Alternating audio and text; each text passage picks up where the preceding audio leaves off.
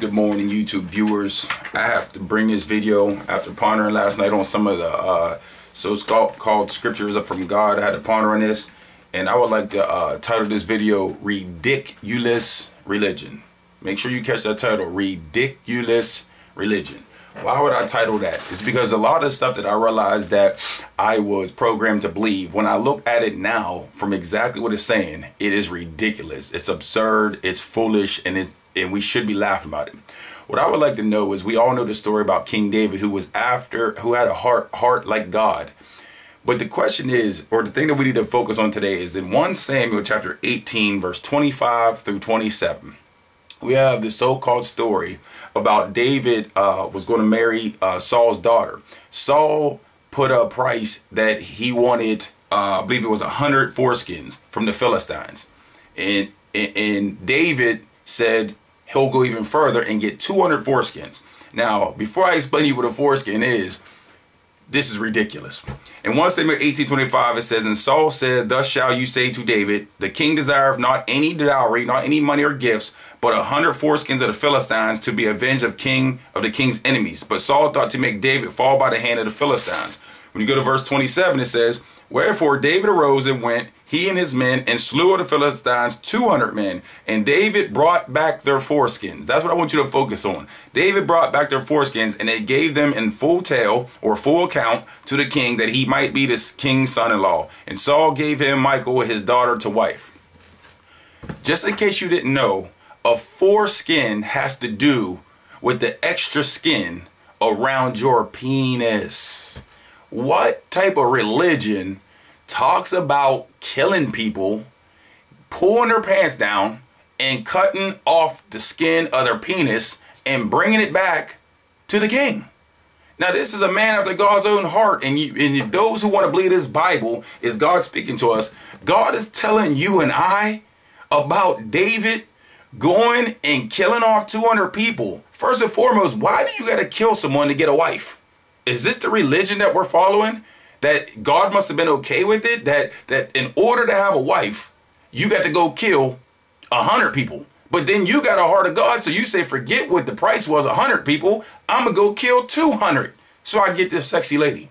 But the thing of it is how are you, are you saying David was so obsessed or wanted her so bad that he was willing to kill somebody, 200 people, just to get him? Well, why didn't he get turned off after he killed him?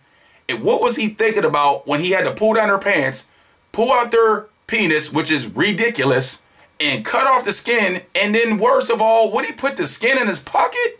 Did he put it in the bag? Did he have his soldiers carry back penis skin? This is ridiculous.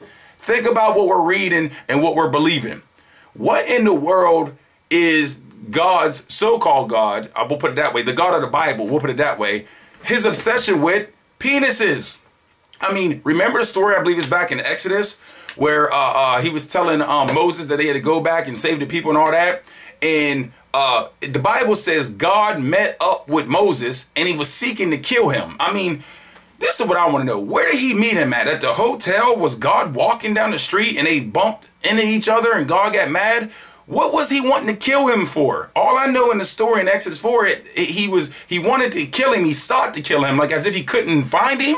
He couldn't beat him up. Could God not beat Moses? And all of a sudden, to solve the whole problem, Moses' wife pulls out her big jaunty dagger that she probably got off of the movie Golden Child and cuts off some penises. Are you serious? She cut the skin off the son of the son's penis. And all of a sudden, God didn't want to kill Moses no more. Are you serious? This is how ridiculous the religion of Christianity is. Can someone please explain to me, what does God to do with penis skin? And why is it such a great prize to give somebody? Matter of fact, what did King Saul do with the penis skin? I would like to know. Is there any of you who've been circumcised as a baby and decided to bring the skin home and put it in the bag and somehow give it so you can save it later for when you get out of high school or you get to college? You want to marry somebody's daughter, so you say, hey, here's my penis skin from when I was little. Let me give this to you for God kills me. Are you serious? Are you serious? This is the faith that you must have if you believe this is God speaking to us. I just want to let you know, you could go ahead and believe it's God speaking to you. But all I'm going to tell you is then God had a man who had God's heart, David. He knew that he was going to go kill 200 people just to have a wife. I think that's immoral right there. But not only did he kill him, this man got down and cut off some penis skin. Can you say riDICKulous? God bless you.